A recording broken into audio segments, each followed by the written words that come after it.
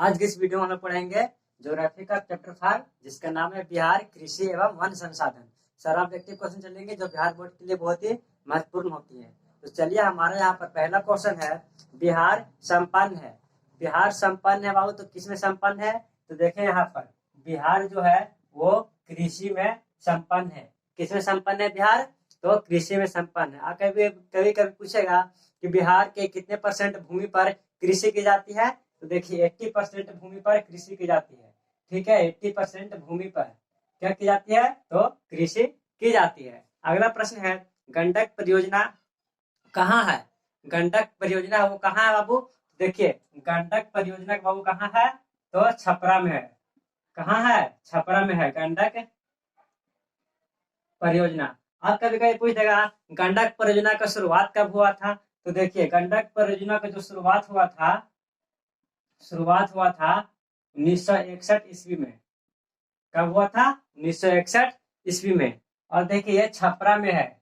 कहाँ? छपरा में है गंडक नदी घाटी परियोजना। अगला प्रश्न है, संजय गांधी जैविक उद्यान किस नगर में स्थित है?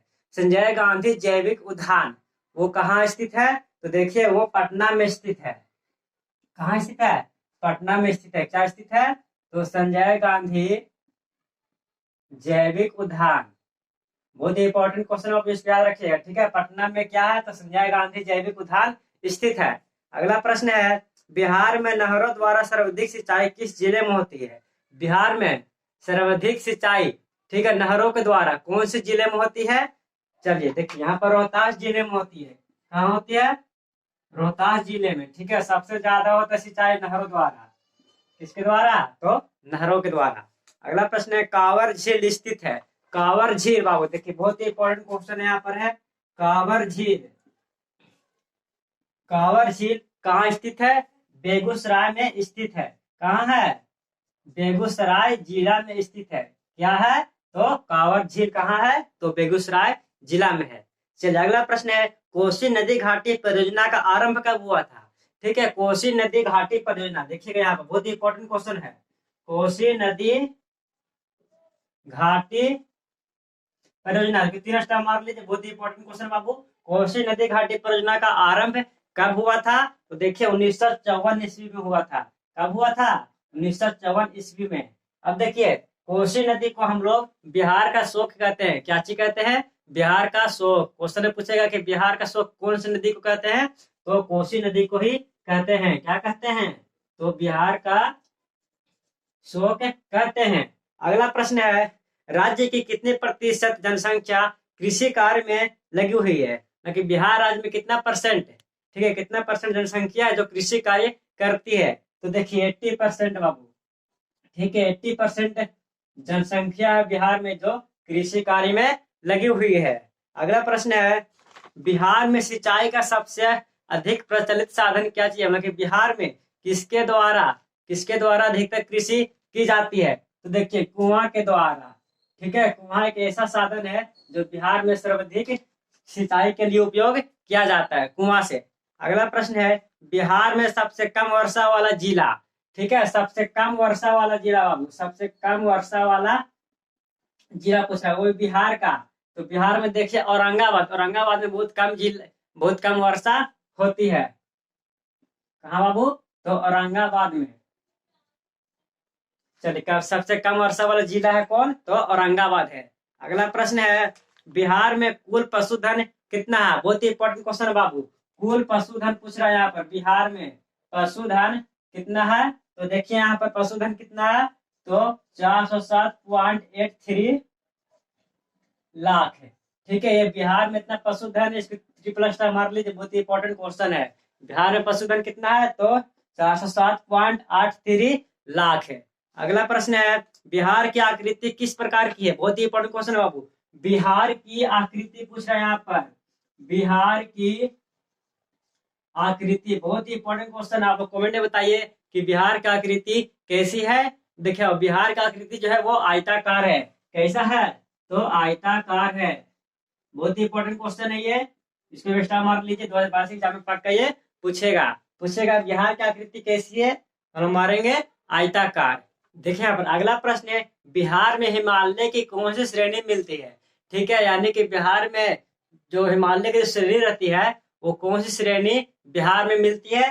तो शिवालिका। कौन सी श्रेणी मिलती है? तो शिवालिका मिलती है। कहाँ? बिहार में। हिमालय के जो श्रेणी है वो शिवालिका, वो बिहार में मिलती है। अगला प्रश्न है, बिहार में वर्षा ऋतु कब आती है? देखिए बहुत ही इंपॉर्टेंट क्वेश्चन है बाबू, बहुत ही इंपॉर्टेंट क्वेश्चन है। वर्षा ऋतु बाबू बिहार में पूछ रहा है ना, बिहार में वर्षा ऋतु कब आती है? तो जून से सितंबर के में आती है। कहाँ आती है? तो जून से सितंबर के बीच में आती है। ठीक है, जून से सितंबर के बीच में ये वर्षा ऋतु बिहार में आती है। देखिए यहाँ पर अगला प्रश्न है कि बिहार की कितनी भूमि कृषि, ठीक है, बिहार में जो कितना परसेंट भूमि है जिसमें कृषि की जाती है? तो बताए थे कि 80% भूमि पर कृषि की जाती है, लेकिन कितना परसेंट हिस्सा पे किया जाता है? देखिए मान लीजिए कि ये पृथ्वी है, इसके पृथ्वी का 4 भाग होता है ना। देखिए तो ये 3 हिस्सों में, ठीक है, ये 3 हिस्सों में कृषि की जाती है। कितने हिस्सों में? 3 हिस्सों में कृषि की जाती है। ठीक है, यानी कि 3/4 में कृषि की जाती है। कहाँ? तो बिहार में। अगला प्रश्न है, कांटी तापीय विद्युत परियोजना किस जिला में अवस्थित है? तापीय विद्युत परियोजना, ठीक है, देखिए यहाँ पर तापीय विद्युत परियोजना, तापीय विद्युत परियोजना बिहार के कौन से जिले में स्थित है? तो मुजफ्फरपुर में। कहाँ बाबू? मुजफ्फरपुर में। मुजफ्फरपुर में स्थित है। क्या स्थित है? तो काटिय तापीय विद्युत परियोजना बिहार के मुजफ्फरपुर में स्थित है। अगला प्रश्न है, पाइराइट खनिज है। देखिए बहुत ही इंपॉर्टेंट क्वेश्चन है बाबू, पाइराइट, पाइराइट खनिज है। तो बाबू किसका खनिज है? तो देखिए आध्यात्मिक खनिज है। कैसा खनिज है? आध्यात्मिक खनिज है। पाइराइट कैसा खनिज है? तो वो आध्यात्मिक खनिज होता है। अगला प्रश्न है, कहलगांव तापीय विद्युत परियोजना किस जिला में अवस्थित है? देखिए कहलगांव तापीय विद्युत परियोजना,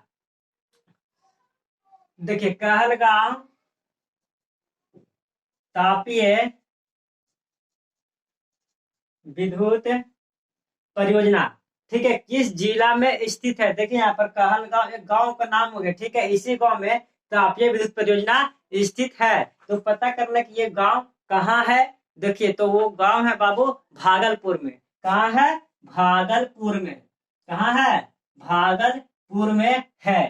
ठीक है, कहलगांव गांव का नाम हो गया, इसी गांव में तापीय विद्युत परियोजना स्थित है। ये कहाँ कहलगांव? तो भागलपुर में है। अगला प्रश्न है, रेल वर्कशॉप कहाँ है? बहुत ही इंपॉर्टेंट क्वेश्चन है बाबू। क्या बाबू? बहुत ही इंपॉर्टेंट क्वेश्चन है। रेल वर्कशॉप कहने का मतलब कि रेल का पटरी कहाँ बनता है, रेल का बोगी कहाँ बनता है, वो सारा बताना है। तो रेल वर्कशॉप, देखिए यहाँ पर बिहार में पूछ रहा है ना, तो देखिए बिहार में रेल वर्कशॉप कहाँ है? जमालपुर में है। ठीक है, जमालपुर में है। सारे राज्य का अपना अपना रेल वर्कशॉप होता है। जैसे देखिए जो रेलवे का जो रहता है पहिया वो कहाँ बनता है? बेंगलोर में बनता है। तो बेंगलोर में हम लोग कहते हैं ना इलेक्ट्रॉनिकों का शहर। ठीक है, तो उसी तरह ये रेल वर्कशॉप कहाँ है बिहार में? तो जमालपुर में है। अगला प्रश्न है, मंदार हिल किस जिला में स्थित है? मंदार हिल पूछ रहा है बाबू। मंदार हिल में कहने का कि मंदार पहाड़ी, ठीक है, हिल में पहाड़ी। मंदार हिल कहाँ स्थित है? तो देखिए मंदार हिल कहाँ है बिहार में?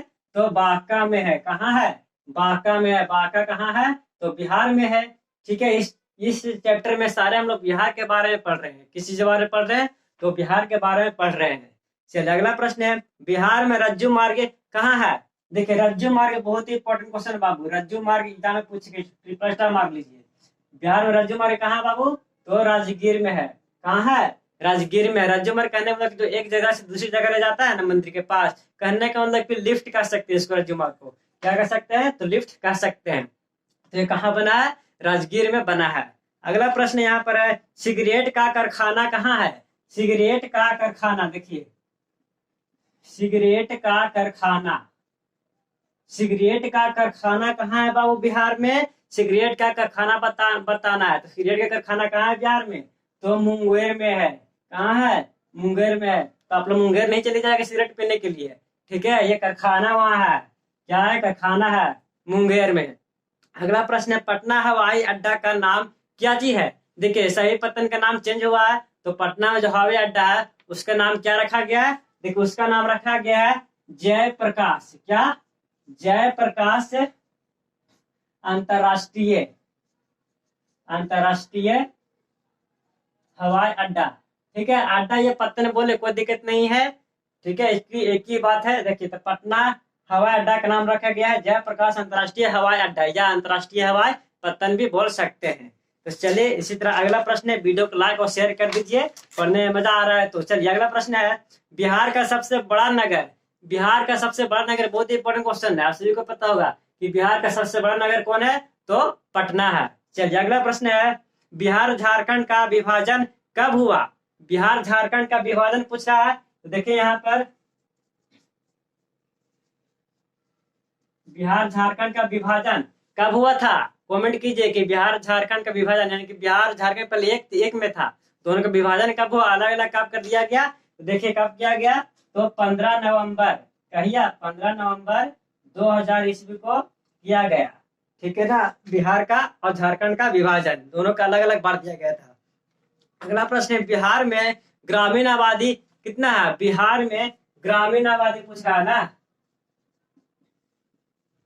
ग्रामीण आबादी बिहार में कितना परसेंट है। देखिए 89.5% ये ग्रामीण आबादी है, कहाँ, बिहार में। पूछेगा कि बिहार की जनसंख्या कितना है, तो देखिए 2011 की जनसंख्या के जनगणना के अनुसार 10 करोड़ कुछ था। ठीक है, अब देखिए 2021 जनगणना हुआ है, उसमें देखिए टोटल 12 करोड़ 86 लाख जनगणना के अनुसार आया बिहार में जनसंख्या।